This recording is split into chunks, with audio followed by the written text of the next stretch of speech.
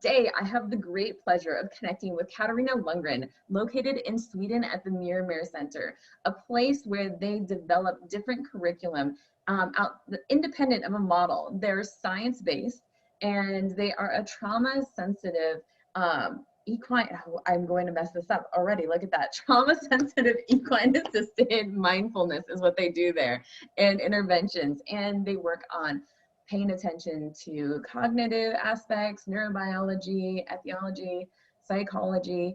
Like there's just so much going on at this research facility. And I love that it's based in research and that it's independent of models and that you actually get to learn things about horse animal behavior, horse human behavior, and then get to take it and loop it back into your own program. That's all right, right, Katarina? Yeah, it's pretty much like pretty much. We'll flush out the rest of it over the course of the interview. It'll be fine. Yeah. So, Katarina, thank you so much for being on the show today. Yeah, it's really nice to be here. Thank you for inviting me. You're very welcome.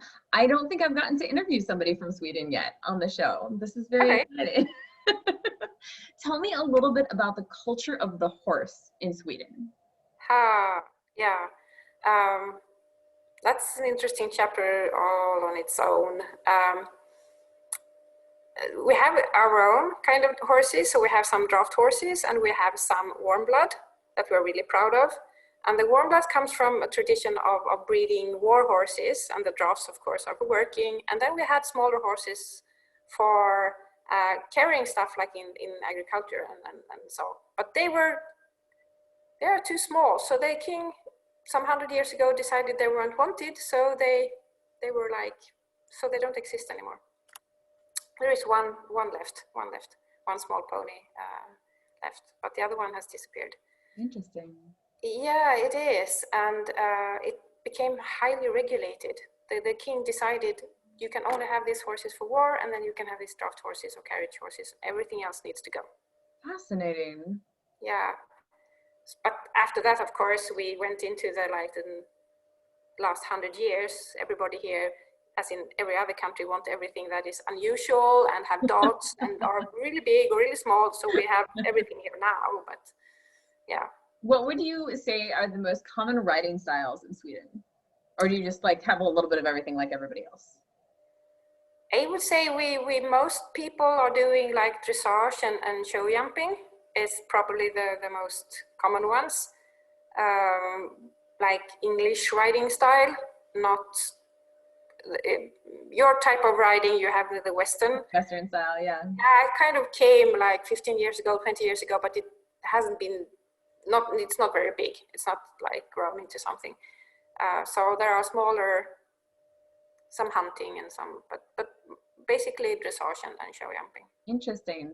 And in that, do you feel like there's a lot of relationship building that occurs within those different styles of riding? Or is it more just like you train your horse, you jump on your horse, you go do the activity, you put him back in the stall? Sums it up.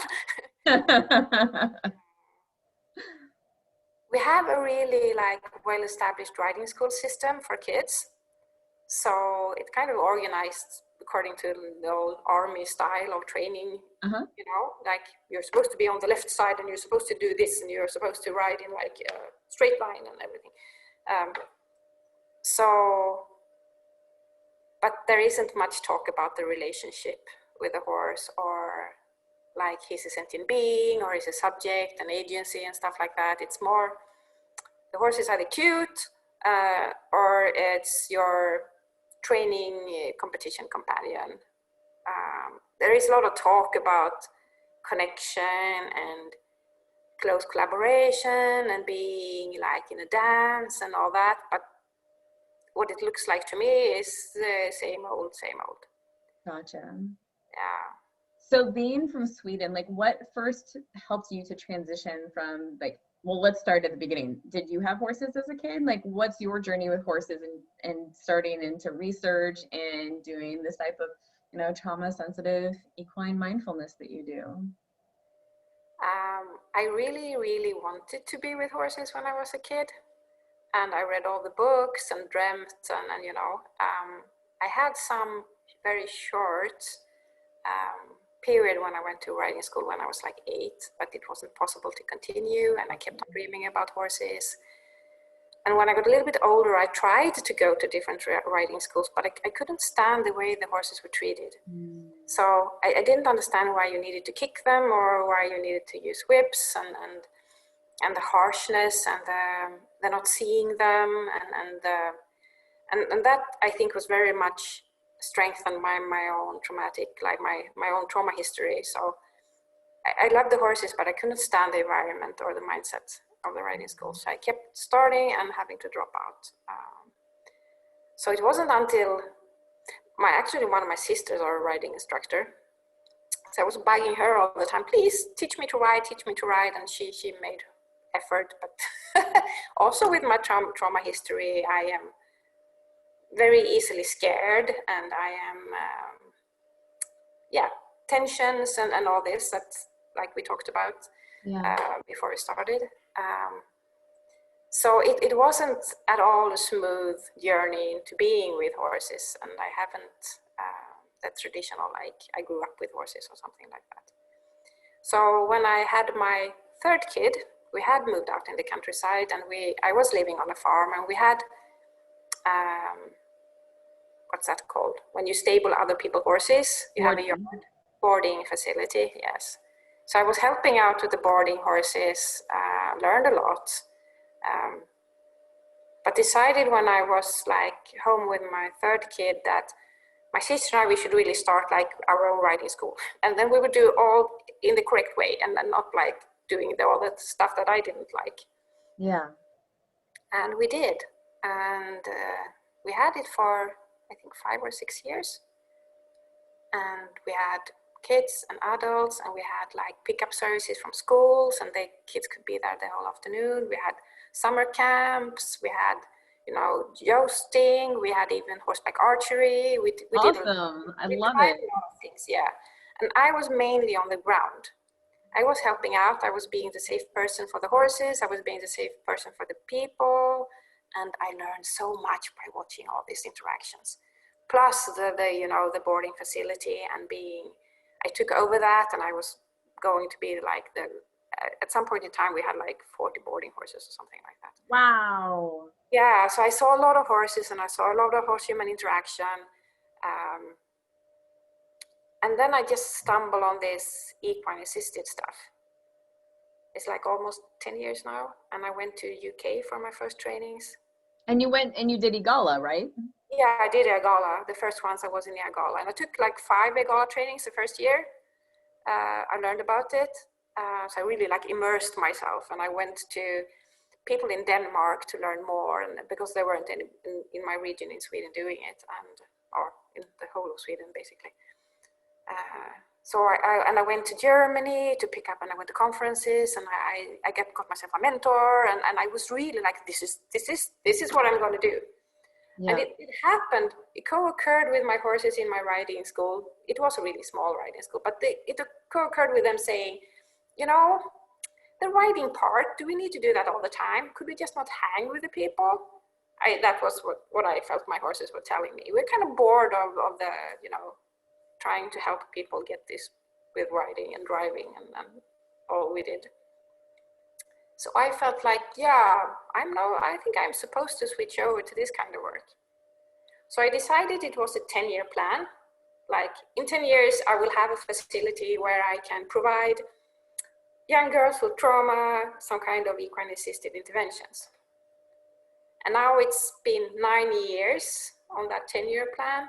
And actually we are sending in an application for a 3-year project, having girls at risk coming to us for equine assisted intervention if all goes through. Awesome. So it's like, I hopefully made it. I can follow my own plan. Well but done. It has been a lot of resistance and a lot of like, what are you doing? And trying to sell it and market it and keep the networks going at the same time as having to explain what it actually is all the time. Yeah. So when I met Emily Keeson, who's been interviewed on this particular channel and is a wonderful human being. Yeah, she is. She really is. She's on the board of MiMer now. And I met her at a conference in Ireland in 2018. And we just clicked. And we start talking, and we haven't stopped since, I think. And it's awesome. I love it. Yeah, I had this idea of developing more trainings because I saw so many gaps in the trainings I took, and I was wondering so much, and nobody had an answer. And then I met her, and she said, "Yeah, I feel the same." And it was like, and I showed her my plan of a training, and I asked her if she wanted to do it with me, and that's kind of, it has been. So we do a training called Equines in Therapy and Learning Programs to put the equine in the center. Yeah. So, because my thinking is that there will be no program better than the equine welfare you can provide to your horses. Tell us more about the equine welfare. Like, what does that mean to you? What does it look like? Of course, it looks like the physical welfare. Like, we need to cater for their biological needs. And just that is actually not often the case that people are doing that. Mm. It's like understanding the needs of the digestive system, the need for movement, the need for just these biological things, not being cooked up in a small stable and boxes and all this. But then we have the emotional welfare and the cognitive welfare and the social welfare and all these other parts that is equally important, I think. So tell us a little bit more about like what the difference would be for people that don't necessarily look at it from the cognitive, the emotional, and the social. Just get like a brief example of those three things. One huge welfare problem, I think, for many horses is boredom. Yeah. There is a lot of people standing in really small pens. Horses stand, did I say people? You did. I mean, like lots of people are stuck in their houses right now because of COVID, so it might have just like subconsciously came forward. You're not wrong. Yeah, no, it's probably a projection of some kind. There is a lot of horses standing in really small pens, and they are in the small boxes at night, and then they're let out, and often one-on-one, like in just one horse in each. And just stand there. There's nothing in there. And in Sweden, we also like in the middle of, even if it's getting warmer now, you see them with like 3 different like blankets and nothing to eat, perhaps a little pile of hay, and then there is a bucket of water and no trees, no nothing, no. And they just stand there like hour after hour. And then somebody comes and gets them, and they get perhaps like doing something like this, because the human has a time schedule and an agenda, and we should like chip chop, and we do this, and the horse, and then it's out again, and then it's just standing there again. Yeah, you look sad, and it's sad. I think it's sad, and boredom is, I think, is a huge problem. But also the standing still, of course, is a huge problem, and the no social interaction and. They're herd animals. They're supposed to be in a herd. Supposed to be in a herd. And also what's fun in life? Learning, exploring, trying your abilities out, being curious. So having an environment that invites you to explore and learn more and like add tools to your competence toolbox. And you grow and you feel some kind of inner satisfaction, and that's thriving, and that's being able to solve your own problems just by how we like keep them. I know land is like a big problem for many people, and land is expensive, and yeah. But just like build a little pile so they can go move up and be a little bit higher up, so they can put themselves in wind and to solve like flight problems, because we are there and we cater all the time for their needs. So they became like these big pampered babies who cannot do anything on their own. And we, on our hand as humans, we are like this caretaking species, especially women, I think, who are like bonding by taking care of. So that's our need to like spray them and put bandages on them and, do all these things. And we don't even question why we do it and if it has more to do with us than them. So, and then we feed them. There's also this social bonding mechanism in humans, like, please eat, please love me. And there are so many things we do as humans that we are not really thinking about. Like that's part of our species.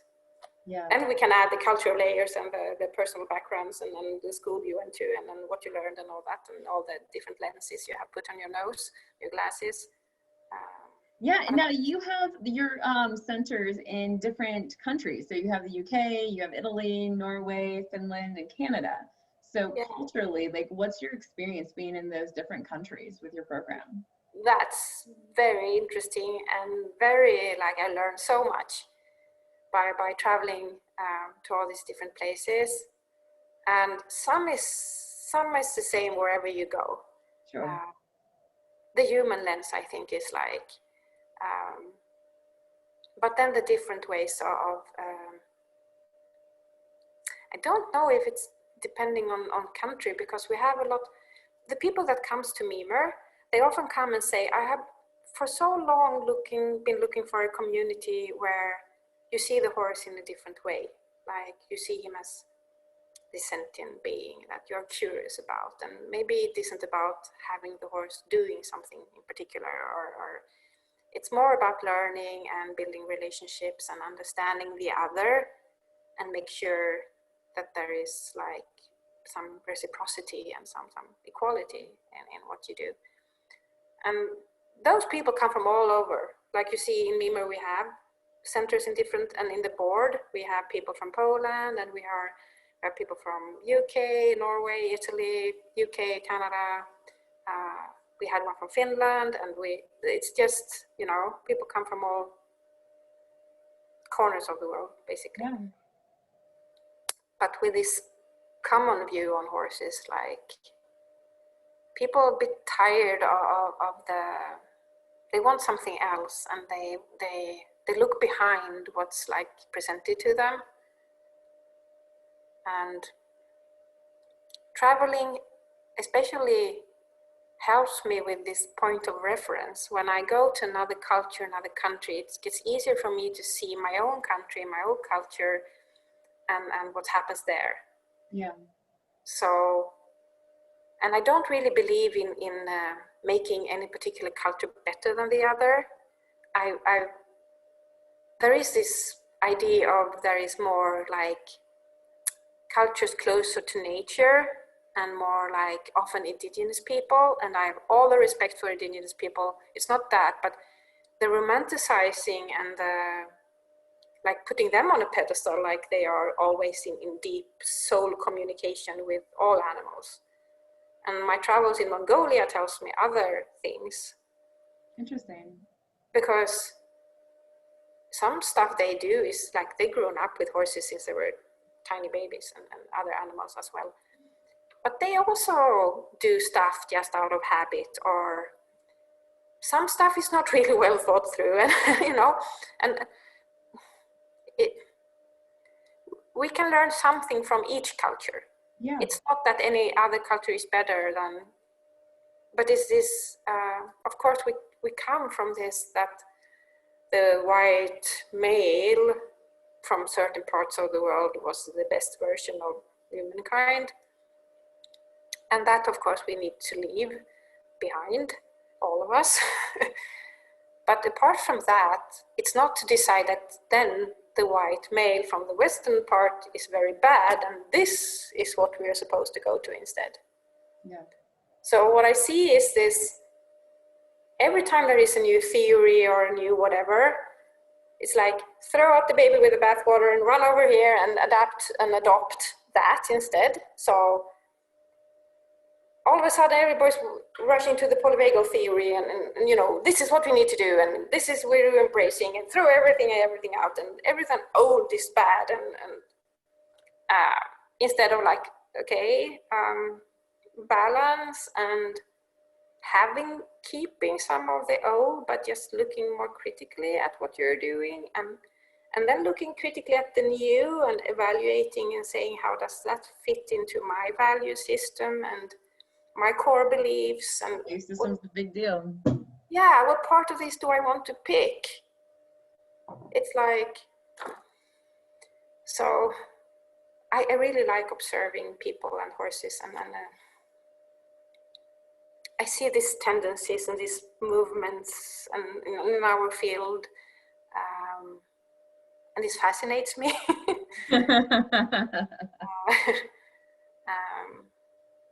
Yeah.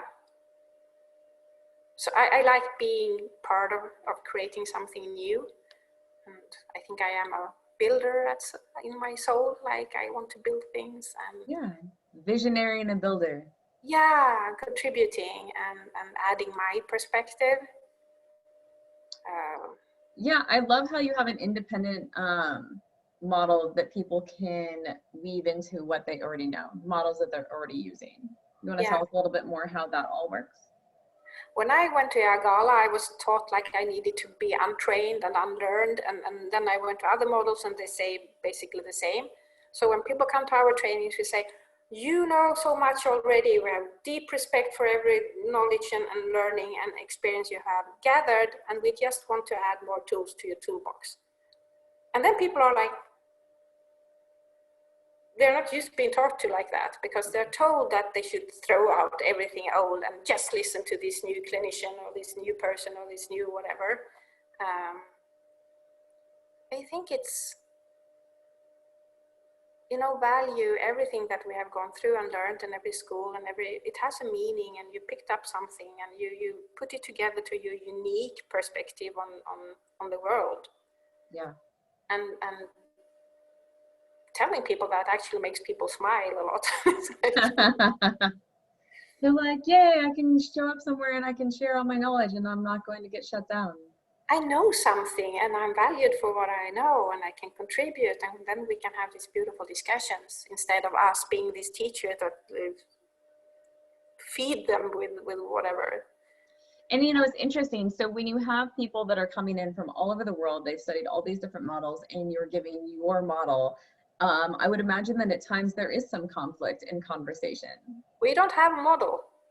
Now, I'm sorry, I think I'm using the wrong terminology. No, it's fine. It's just, we say we are model dependent, and no, what we say is they all come with a vision of what they want to do. Mm-hmm. They have an idea they want to work with, youth at risk or veterans or whatever they want to work with. And we ask, how can we help you? And what do you need? We know this kind of research, and we have been looking at this kind of different models and methods of doing things. And we have been looking at horse-human interaction and equine welfare. And we're happy to help you find the pieces you are missing. And please come out and try stuff. And we do bring some things in. We do say that we believe in the quadrant model, like we have one equine professional and one human professional. We call them a person, like a human person, specialist on human growth, working together with an equine professional. And then we have a horse or horses and a client or clients. So this is a quadrant. And because we have this belief that since we work with two species, we do need this double competence.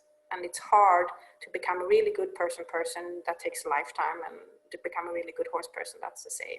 Yeah. There are a few people who manage to become both, but then even if they can be both in one situation, being responsible for the emotional safety of a horse and a person takes a lot of eyes, and you only have two eyes. So yeah. So that's kind of, if you would like to pinpoint where we are in that.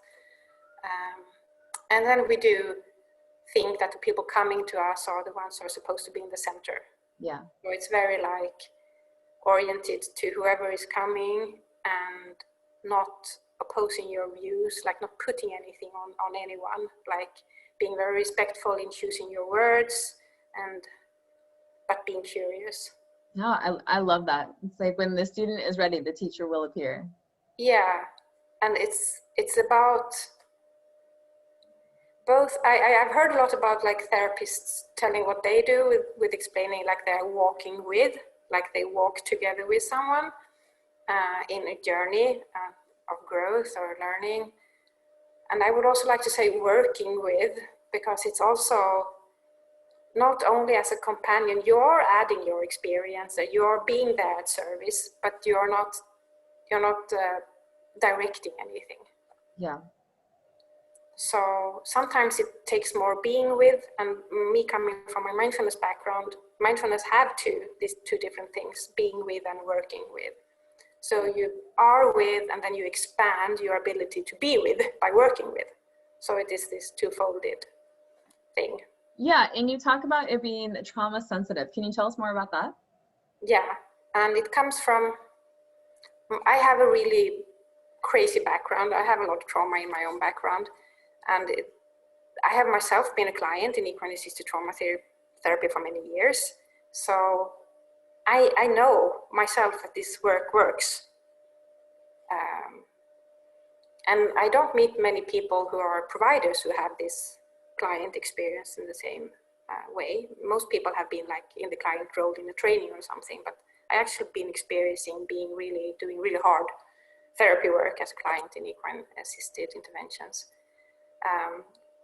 And I also think many, as me, having been looking for help, trying to find where to turn, and having gone through different treatments, failing, being told what's wrong with me, being labeled, being like, you're hopeless, you're chronic, you're whatever.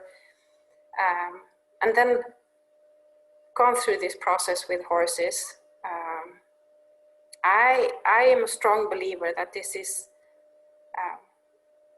if we do it with equine welfare and the respect for the people coming, it is something that actually can help people, because we do the mind-body connection. We do also in nature, we try to be as much outside as possible. It is the doing, like how we repattern people. We help them not only by consciously reflecting, but when you do certain movements, when you do certain things that either you did miss out on in your own development, or you were so abused, traumatized that you got it all messed up. So both the experiential part of the learning process of doing very simple things sometimes, but also in relationship with the horses being there, and having knowledgeable people being able to hold that space and helping with the reflection and the processing around that. I am not a therapist, so I don't give equine assisted therapy. At some point I want perhaps to do that, I don't know. And I don't know if I'm the right person to do that, because maybe I'm still projecting my own things. So I want to be careful there. But I do work with the mindfulness part and help with the grounding and the stabilization that people need before they go into trauma therapy. Yeah. And I also think there's an amount of trauma in our society. It's like almost escalating, and with the COVID even worse now. Yeah.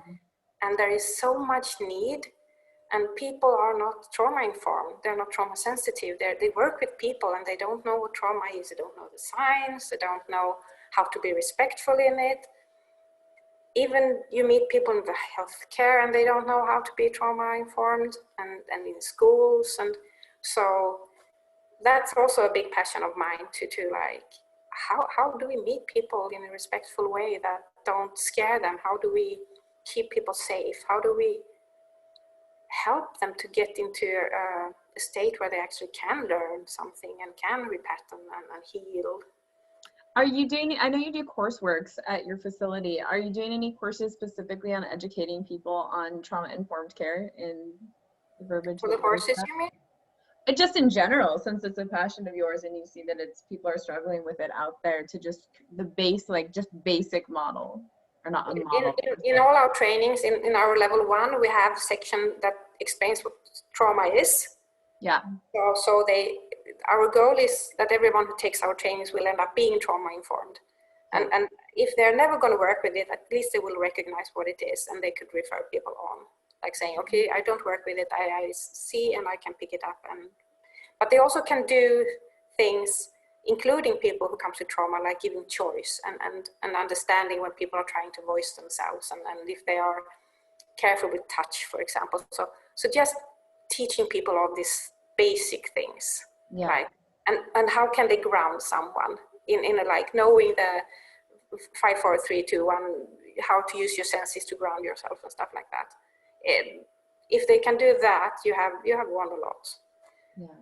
So, but I also am preparing. I actually got a small business loan granted the other day. Congratulations. Yeah, and I'm going to invest that money into growing my own platform, or being more outspoken with my own history and with my own healing journey and my own, and advocating more for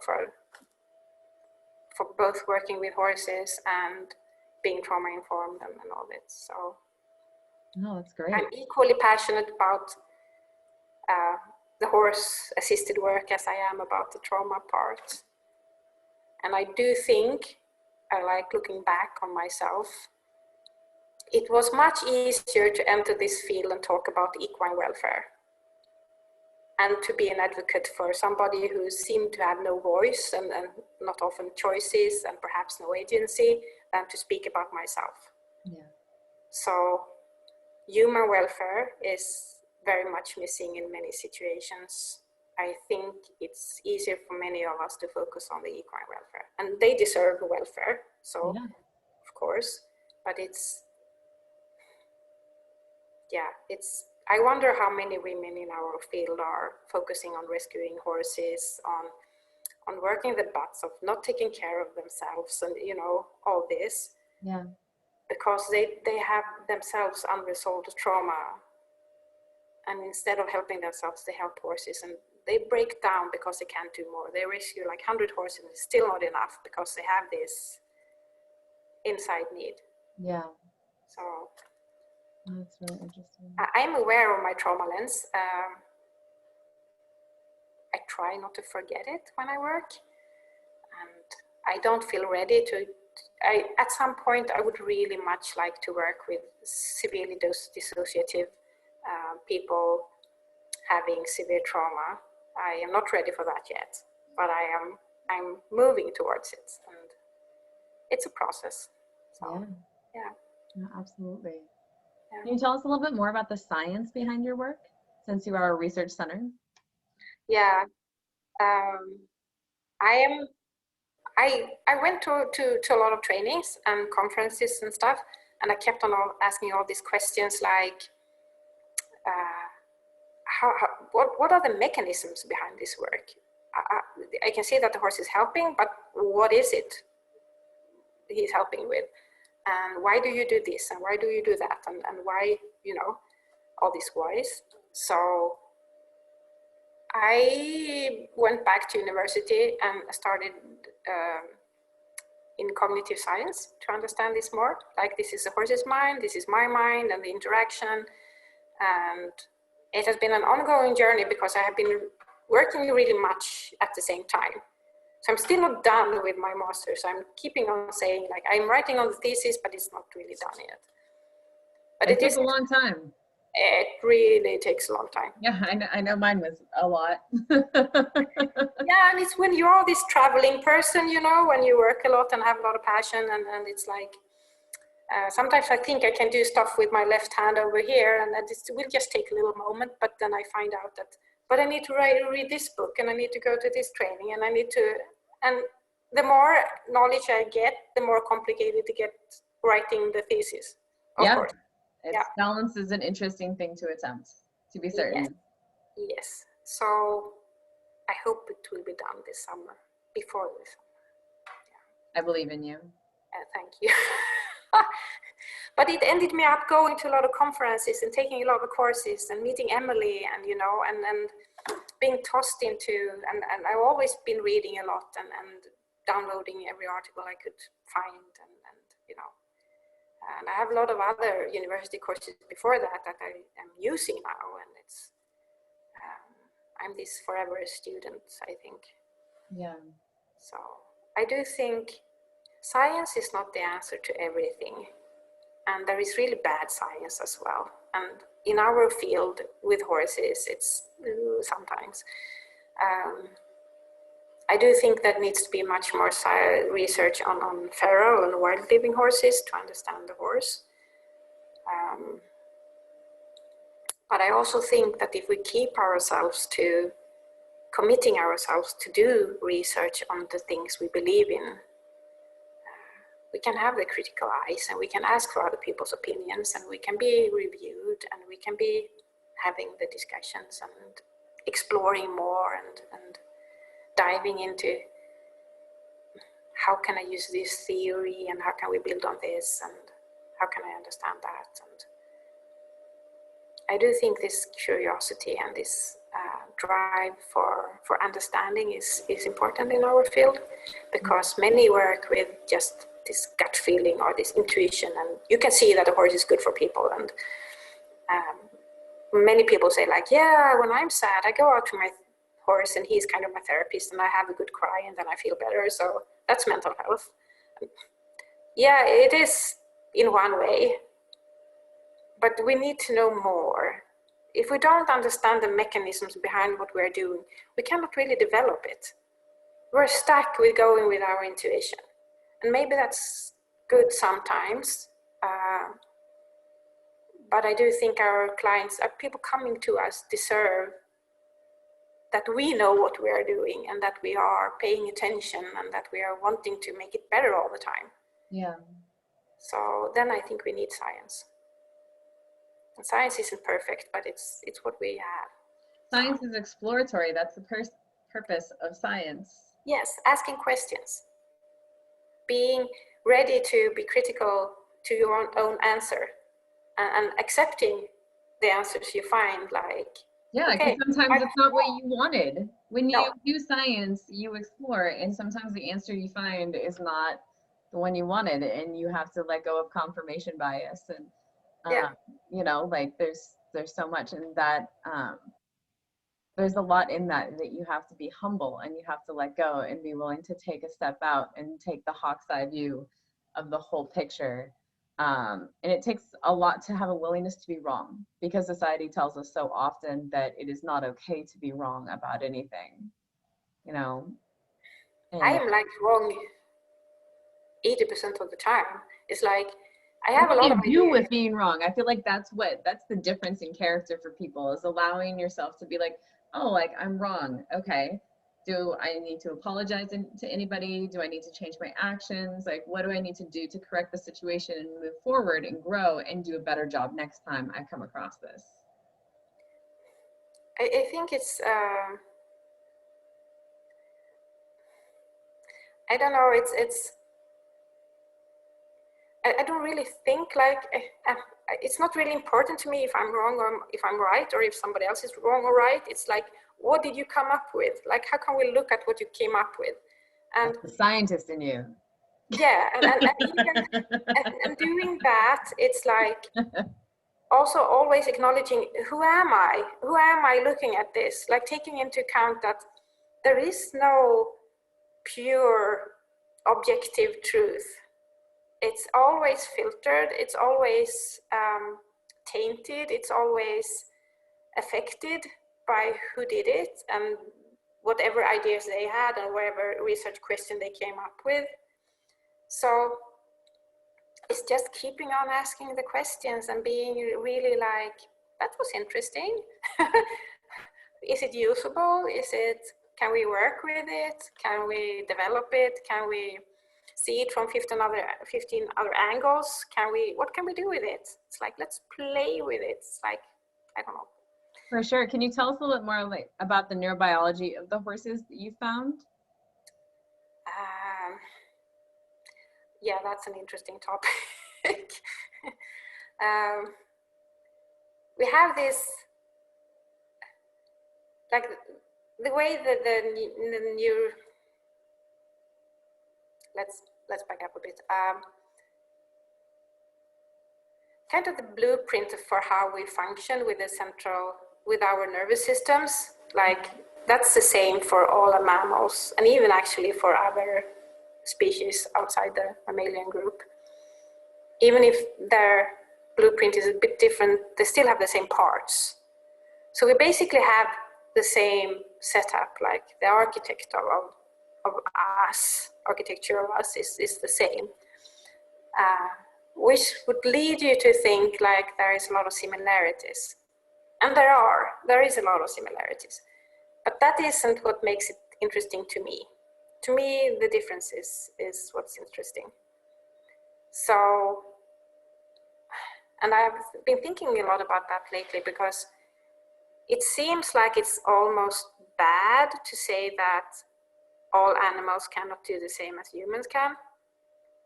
So from the beginning, it was like research comparing humans and animals was a lot about putting the human on the top. Like, we are the best creation of everyone, and we are like put here to have like dominance over everybody else on this planet. And everything we did in comparative psychology was about concluding that, but the humans can do this and the other ones can't, basically. But then the research started to show that, but they can do this and they have that and they can, you know, and questioning this question, what is unique for the human? And all this disappeared one by one. So now it's more like every animal can do everything, and no one is like, yeah, everybody can do everything. And then it was like, but why do we need everybody to be the same all of a sudden? Going from being so unique, the human is the best, to never mind, we're all the same.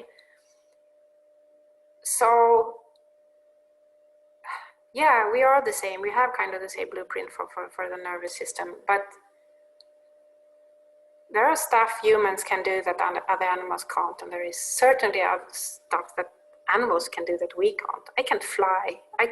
I don't have the memory like of a squirrel, and I even like a bonobo is better at playing computer games than I will never be, and it's like there is so much going on, and all these differences I think are very, very interesting, and I think that's what makes horses interesting. Not that they are the same. They don't have to have the same register of emotions that I do. They don't have to be similar in all the aspects. They don't have to share everything with me for me to be able to communicate. Yeah. And I also struggle with this, like, that we need to become more like horses. Like, we learn to speak horse. We learn to move like a horse, think like a horse, and whatever we do. And yeah, it's good to understand the other, but what about us being more like us instead? Like being really clear, like I'm a really clear human here. I'm doing the human thing very clear and very distinct, with a huge respect for you being a horse and doing your horse thing. And then we meet and we have these beautiful differences, which could enrich each other. Yeah. Instead of, let's melt together and just be same. Which you may or may not have. Sanity in the experience. Yeah, and it's, so I can go into a lot of like, how does stress work, and how, you know, the polyvagal theory and this theory over here, and you know, but for me that's just tools for the, like, the more philosophical aspects of it, like, or the ethical aspects of it. Emily is so beautifully interested in gathering all this data, and she's like a much better researcher than I ever will become. And she's really fascinated by all these details. And I'm more like, I really like to look at all of it at the same time. I don't know, it's, I think we complement each other very well. So, and we have all the other people in MiMer that also comes with their very particular way of seeing things. So it's, that's the beautiful thing about collaborating and building a team. And I know you're looking for collaboration with other people. So what kind of collaborative events are you trying to create? For anyone that might be listening. For the moment, we are establishing a Baltic Sea region collaboration. So we have people from the countries around the Baltic Sea. So we have come together and we are going to send in an application for money from something that's called Erasmus. It's a European thing where you can, it's about education and how you can help people travel between countries and learn from each other and build networks, and how you can help education both on university level, but also just like, I don't know what's called in English, but you have trainings for adults who wants to become better in whatever they are doing. So it's vocational training, or it just it depends. It could be vocational training. It could be Yeah. continuing education. For teachers, it's clock hours. Yeah. So we are looking at how do we do equine welfare in these different countries? What is needed to enhance equine welfare? How can we help set up similar trainings that we already do in MiMer in these different countries and translate them into different languages? How can we help people with internship? How can we help just go into each other and learn more and exchange information? Fantastic. I love it. Experience. Yeah, so that's one really collaborative project that we are doing. Then we have the one that is close to my heart, the trauma-sensitive equine-assisted mindfulness. That we have a project in Norway that we are looking at how we can help people with cancer with doing equine-assisted mindfulness, which I then want to also look at in this project we're setting up in Sweden for young girls at risk. Yeah, tell us more about that. Which one? Oh, goodness gracious, there's so many. So for the Baltic Sea Collaborative, it sounds like you're really just coming together to be able to support people within Europe with equine assisted learning. Yeah. And then Norway, you have equine assisted mindfulness. So tell us a little bit more about that one, and then about the at-risk program for the girls from age 12 to 25. Both are like coming from my idea that we are not really using mindfulness in the way that we could do with horses. Mindfulness with horses is often like just more like come and relax and come and learn how to like be with yourself or be with a horse. But it isn't really using the potential in mindfulness. Mindfulness is so much more. So I took a couple of trainings in trauma-sensitive mindfulness. I don't know if you heard about Treleven I think he's in Northern America or possibly Canada actually. And I also took a couple of trainings for somebody called Jamie Marick, who is a trauma therapist doing dancing mindfulness, for example. And I like dancing. Yeah, and it was beautiful. And it's so incorporate different ways of working with mindfulness, and also David Treleven, he taught me to break it down. Like, what do you need to be mindful? You need to feel safe. You need to look at your resilience factors. You need to belong. You need to look at how you practice self-compassion and all these different parts. So, and then I was starting to look at how can we work with that together with experiential learning, which is also kind of not really used to its potential in our field, because it's so much more than just learning by doing. Yeah. It has all this, there's a lot of theories also behind that, and you can like break it down to really small things, like how do you use the movement of your arm, like, and how can you relearn things, and how do you put that into owning your own movement, for example, and how does that affect you psychologically, and how can you then train that by doing stuff together in relation with a horse, and at the same time becoming better at problem solving, blah blah blah. You can like it's never ending. The possibilities are never ending. Yeah. So pairing experiential learning with the potential of mindfulness on some deeper level, and then with the equines, and then doing it in nature, and it becomes this whole concept of altering between being with and working with. And we sent in a couple of applications for having funded to be able to do some studies, and we like almost got it. It's like it was very close a couple of times. It was like, and then finally we got some money to start doing a pre-pilot, basically. And we decided to target it toward cancer patients, because it's an easy group. Not easy like the suffering is big, but it's well defined. And if you just say trauma, because they also have trauma and PTSD through what they are going through. but it was more well-defined. It's also a huge group, and you're tired. I'm speaking to. No, I just need to drink more water. That's why.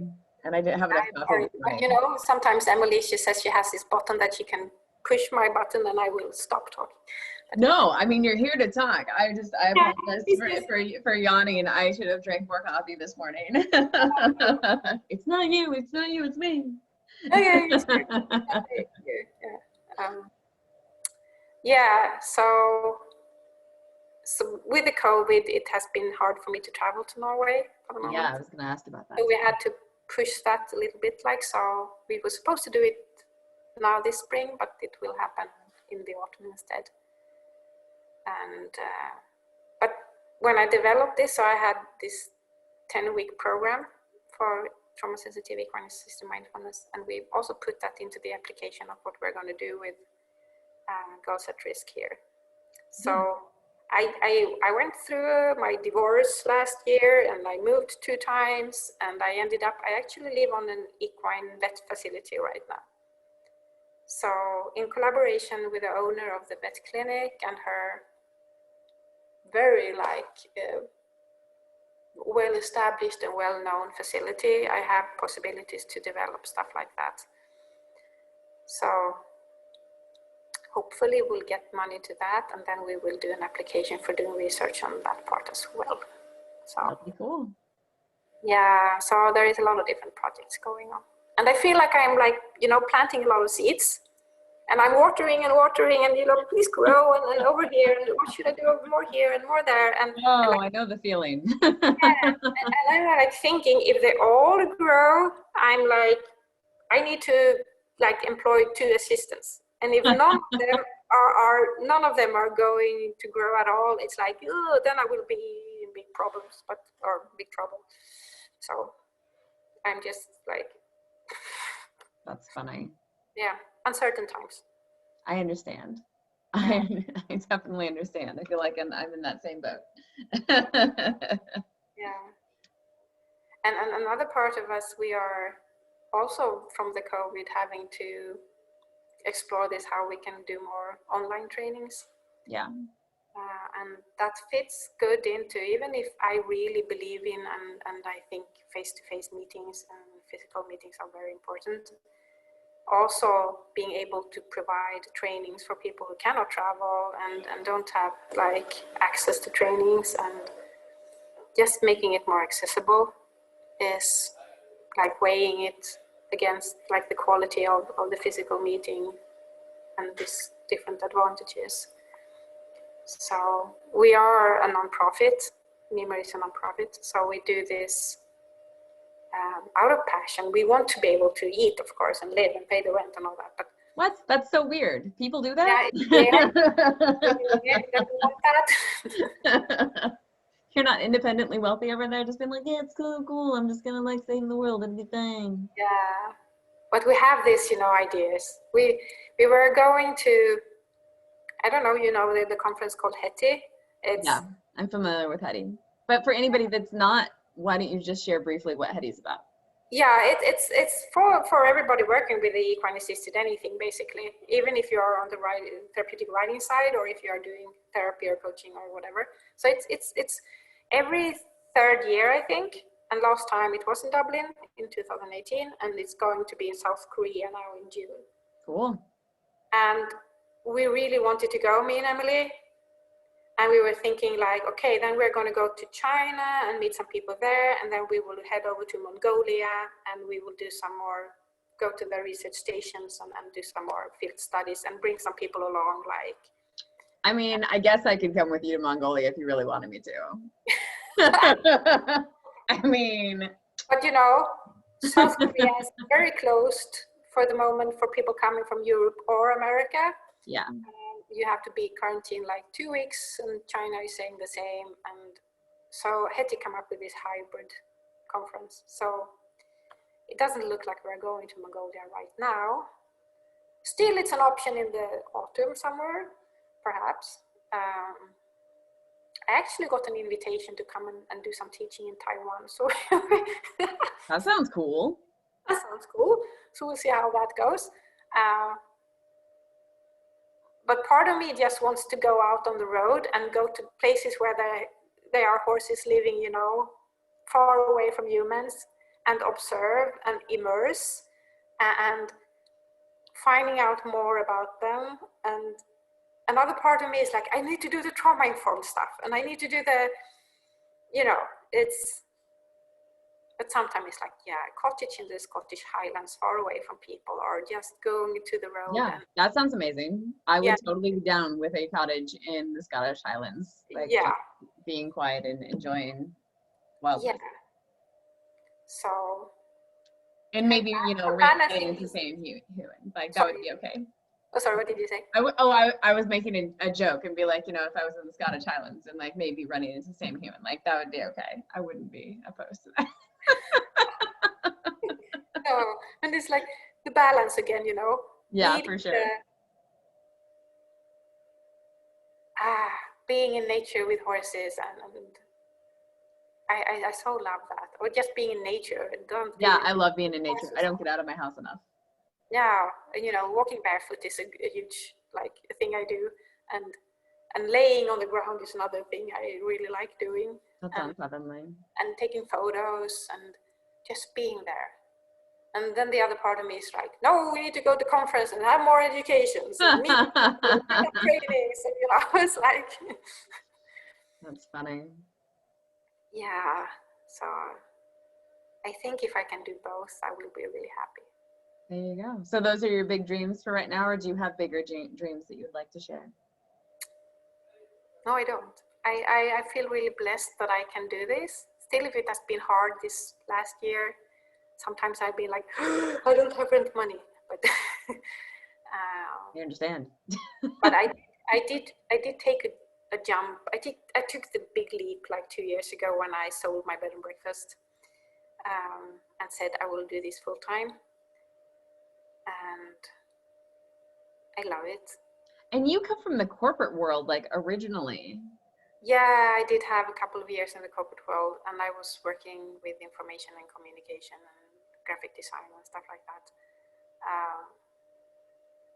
Yeah, education, I've been working in education as well. But it isn't my thing. I need to be my own, I think. I understand. I have learned so much about collaboration and teamwork and honoring each other's like different perspectives the last years. And I did some work together with a colleague in Germany, setting up the symposiums and compendiums of Horse is a Horse, of course.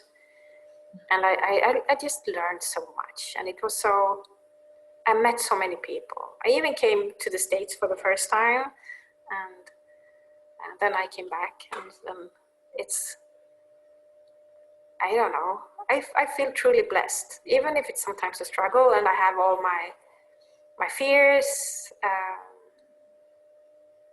I still feel very happy. That's super cool. Yeah, and it's meeting people like Emily and all the other ones in MiMer, and meeting so many other supportive people and curious people and fantastic people and really driven people. And it's, I'm thinking I'm taking in such an amount of, like you call it, corrective experiencing. Like you have this, grown up with so much badness that I have, and then suddenly you are seeing all these other things and meeting and being able to take that in, like take that to heart. Like there is so much kindness and generosity and people wanting to share. Sometimes you meet the opposite and then you're like, ooh. But yeah. Well, on that note, who in the world inspires you today? Who inspires me today? I read a post. Have you heard about, I'm trying to remember her first name, I can't for the moment, but her last name is, or was, Shaw, and she was called the White Rose, and she was working, she was very young in the beginning of Second World War, and she was in the resistance movement, And she was actually executed rather early during the war, just only, I think she was 21 or something like that. She stood up for everything she believed in. And she had this, like, that I also like look at Martin Luther King, and he's saying like, the evil people in our world isn't the problem. The problem is the silent ones, the ones who turns their back, the ones who do this and don't want to see and don't want to hear. And so the silent masses who let the evil people continue, those are the problem. The ones who are like, I want my small life, I don't want to be bothered, I don't want to, Sophie Scholl is her name. And reading that post, she went all in. And she said like, whatever you choose, whatever path you choose in your life, you're gonna end up in the same place anyway. So why don't just do whatever you believe in and make it big, make a mark, make waves, make everything you need to make. and me being in this, I want to do more. I want to be braver. I want to be more sincere, more transparent, I want to talk about the hard things that child sexual abuse, for example, my own experience about that, but not also that, but this, because the picture of that child is the poor victim, and but there is so much else in there, like if you dive into the attachment and what do you learn by attaching to an abuser, and what does that do to you, and how can we speak about that? And people getting raped and experiencing things that's really hard to talk about. Like, we only want to see the victimized person. We don't want to actually hear what they were experiencing. Yeah. So having the hard conversations and bringing stuff to the table that are human experiences, but it's like, shh, don't do that. Don't talk about that. Like, so I'm practicing, confronting myself, confronting others, taking steps, leaning towards the one that I have learned have my back by now, daring more, wanting to make waves, like, yeah. I love it. Thank you so much for vulnerably sharing all of that and sharing your passion and about the science and everything that you're doing over there at the MiMer Centre. It's been such a pleasure to get to chat with you this afternoon. And thank you for letting me, because, having the opportunity to take up so much space and just like keep on talking. You are very welcome. It's been a thank you for your curiosity. Yeah, you're welcome. Always curious. Yeah. All right, ladies and gentlemen, everybody out there, thank you so much. We'll see you next time. Bye.